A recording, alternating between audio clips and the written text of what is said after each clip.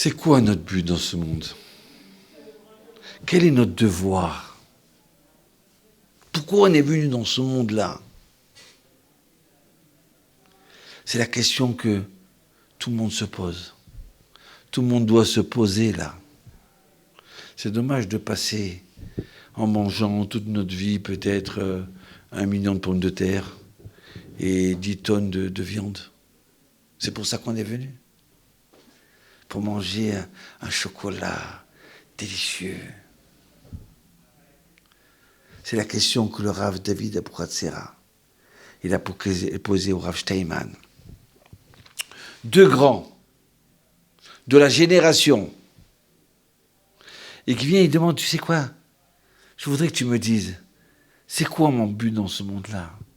C'est quoi notre but, Rav Steinman? Toi, tu as 102 ans. Dis-moi.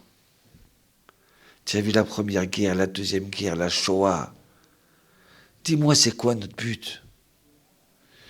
Et là, écoutez bien la réponse du Rav Steinman. J'ai adoré. Mais ça m'a rempli de lumière. Qu'est-ce qu'il a dit? Vous savez ce qu'il a dit? Notre but, c'est de se renforcer en Emouna.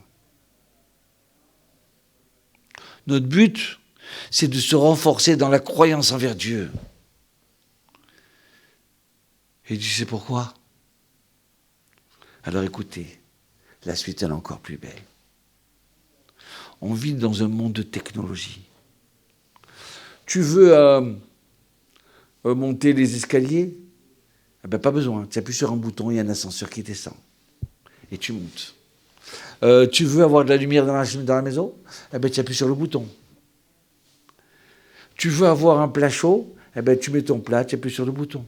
Donc ça marche. Toutes sortes de causalités. Je sens que tout est entre mes mains. Ah, regarde, on a faim, on a un petit creux. C'est pas un problème. Je fais un téléphone, ça y est, ça arrive. Je n'ai pas besoin de demander à Dieu, Chas v'Shalom. Donc on est rentré dans un système de technologie où on s'est habitué depuis la naissance, okay, il suffit d'appuyer sur un bouton et j'ai. Donc presque que Dieu nous en préserve, je me suis libéré de Dieu. Donc il nous manque cette émouna là. Alors dès qu'il y en a un problème, Chas v'Shalom, on essaie d'appuyer sur un bouton mais ça ne marche plus là. Je ne comprends pas. Je voudrais trouver mon conjoint. J'appuie sur le bouton, il n'y a pas de bouton conjoint. Alors qu'est-ce que je fais? Je commence à dépérir, je commence à désespérer. Vous savez, on se retrouve dans la même situation où les Bnei Israël, ils étaient en Égypte. Ils ont vécu 210 ans d'esclavage. Pendant 210 ans, si jamais ils n'écoutaient pas leur maître, ils recevaient des coups. Ils mouraient, ils étaient assassinés. Donc ils avaient, le seul rapport qu'ils avaient, tu veux manger? Attention, ton maître il est là. Attention, ton maître il va te frapper. Attention, écoute ton maître. Donc ils étaient malheureusement déconnectés avec Dieu. Leur seul émouna c'était quoi? Écouter son maître. Ils étaient domptés. Donc il a fallu faire un travail immense pour sortir d'Égypte et reprendre cette émouna en Dieu, cette confiance en Dieu. Aujourd'hui, on est pareil avec la technologie. La paracha vient comme ça, il dit, et si tous les malheurs qui vous arrivent parce que vous ne faites pas le chemin de Dieu, vous ne faites pas les mitzvot, vous volez, vous empêchez la veuve, vous faites du mal à l'orphelin, vous arnaquez les gens. Vous mentez et vous rêvez d'être un non-juif. Vous voulez être quelque chose de différent de votre essence de juive. Vous haïssez les mitzvot tellement. Et alors vous allez recevoir des malheurs, que Dieu nous en préserve. Et si jamais vous dites, mais c'est un kéri ça.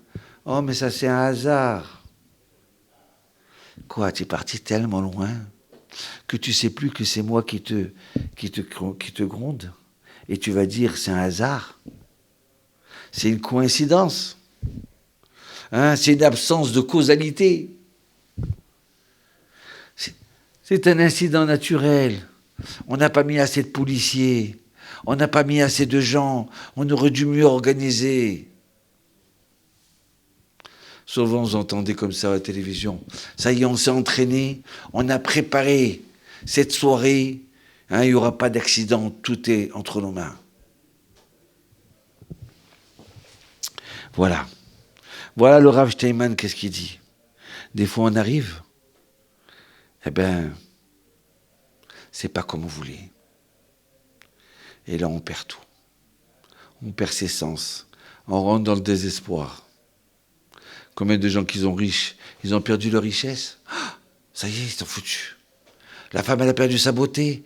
Ça, mais c'était ma seule carte importante. Prends ta émouna. Travaille ta émouna. Cherche la main de Dieu.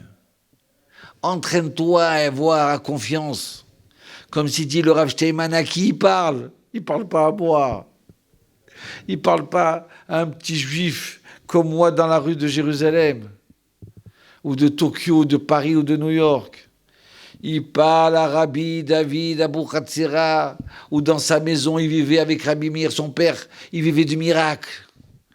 Il lui dit, tu es venu dans ce monde pour t'entraîner à avoir confiance, à faire travailler ta foi. Il faut arrêter de croire que, ça y est, je suis le médecin, donc je sais tout guérir. Et d'un seul coup, il y a un petit virus, il dit, ah, alors qu'est-ce que tu sais faire là? Mais on a dit que la science, on est en 2020, on est les meilleurs. Où est la science? Le monde a tremblé. Voilà sur quoi on doit travailler. Et écoutez-moi bien, j'ai une petite histoire à vous raconter. Parce que celui qui cherche la main de Dieu, il va la trouver. J'ai voyagé 2 semaines de ça en France. Et comme je suis tête en l'air, j'avais oublié que mon passeport était périmé. Donc voilà qu'à l'aéroport, ils m'ont dit c'est terminé, tu l'as déjà fait une fois, tu ne peux pas refaire. J'ai dit mais je dois partir là. Non, ben c'est impossible. Il faut retourner au ministère de l'Intérieur, à la préfecture. Mais tout est fermé. J'ai dit Hachem, je t'en supplie, aide-moi. Et puis d'un seul coup, elle me dit non, mais il n'y a plus rien à faire pour vous. J'ai dit bon, mais peut-être encore une chose. Ah, vous avez un passeport français? Étranger? Je dis oui. Alors je vais vous faire laisser passer. Pour Hachem. Mais n'oubliez pas, à votre tour, vous faites votre passeport. Parce que je vois que vous voyagez souvent. Ah, dit bien sûr, il n'y a pas de problème. Le lendemain, je le fais. 2 semaines, il se passe de mon retour d'Israël, de France. Et j'ai oublié. Et là, je contacte, on me dit, tu sais quoi, si tu veux, je peux t'arranger là, à Jérusalem, ou à Beersheba. Et là, j'appelle un ami. Il me dit, tu sais, je voudrais que tu me rendes service. J'ai besoin de refaire ma Toudat Zéhout, ma carte d'identité, mais je vais à Maladoumim. J'ai dit, mais tu sais quoi, je vais avec toi. Je vais faire mon passeport. Et je vais avec lui. Mais pourquoi Maladoumim? Alors que j'avais Jérusalem, j'avais un piston ailleurs. Quelqu'un qui voulait nous aider parce qu'il sait qu'on s'occupe de choses importantes. J'arrive à Maladoumim. Et là, mon fils qui nous accompagne, il me dit, il reçoit un coup de téléphone. Allô? Oui, c'est ton ami Guy. Ah oui, je sais, voilà. Je t'ai envoyé la photo parce que je suis à Maladoumim. Oh, mais dans une demi-heure, je serai dans mon bureau. Monte. C'est l'adjoint au maire. Il me dit, papa, tu sais, j'ai fait mes études avec lui. Il est très gentil, très sympa. Je vais aller le voir et toi, tu vas refaire ton passeport. Je dis, d'accord. Mais viens avec moi, je préfère, tu viens avec moi et après, on va le voir. D'accord. De toute façon, il n'est pas là, il faut que j'attende une demi-heure. Écoutez bien. On arrive chez lui. On monte. On rentre dans son bureau. Il y avait une table avec des fruits, des gâteaux, des boissons. Ah, je suis content de te voir. Ah, je suis content, il s'embrasse. Bah, c'est mon papa. On s'assoit, on fait les chaïbs. Et puis à un moment, je lui dis, écoutez, je suis tellement content, je voudrais vous faire une bracha. Et là, il entend une bracha. Il commence à avoir les larmes aux yeux. Mais vous êtes tombé du ciel.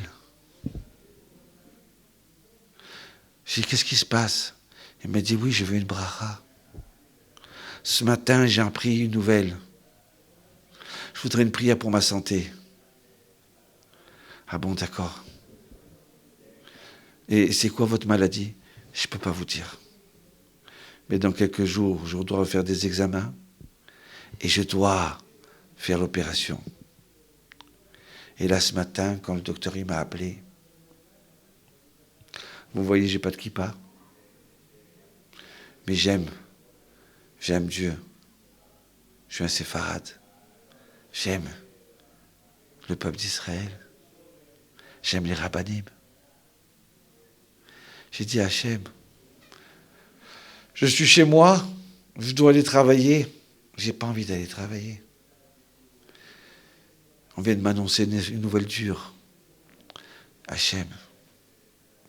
Je voulais lui dire, donne-moi un signe, fais-moi quelque chose. J'ai même pas eu la force de dire ça. Eh bien, avant de demander à Hachem, il m'a vous envoyer ici, dans mon bureau. Et vous voulez me bénir? Et là, je lui ai dit, écoute, mon cher Guy, je ne devais pas être là. J'aurais dû passer à Jérusalem, faire mon passeport. Mais j'étais téléguidé. J'ai la main d'Hachem, elle m'a pris, elle m'a dit, tu vas à Malatoumim. Il y a quelqu'un qui a besoin que je lui montre un petit signe, qu'il reprenne sa émouna, que c'est moi qui dirige le monde. Alors je lui dis, maintenant tu vas dire merci et tu vas prier. Et on a prié ensemble et on avait les larmes ensemble. Voilà, on doit s'entraîner dans la émouna. S'entraîner dans la émouna, s'entraîner dans la foi. Le dire tout fort, oui, j'ai confiance. Ou alors maintenant, Hachem, je vais aller à un rendez-vous. Alors regarde, tu vas m'aider, Hachem. Hein, je voudrais que tu m'aides, Hachem. Si c'est bien, alors qu'ils disent oui. Parlez avec lui. S'entraîner. Arrêtez d'appuyer sur les boutons. Appuyez sur le bon bouton qui s'appelle Emouna et Bitachon. La foi et la confiance. Shalom.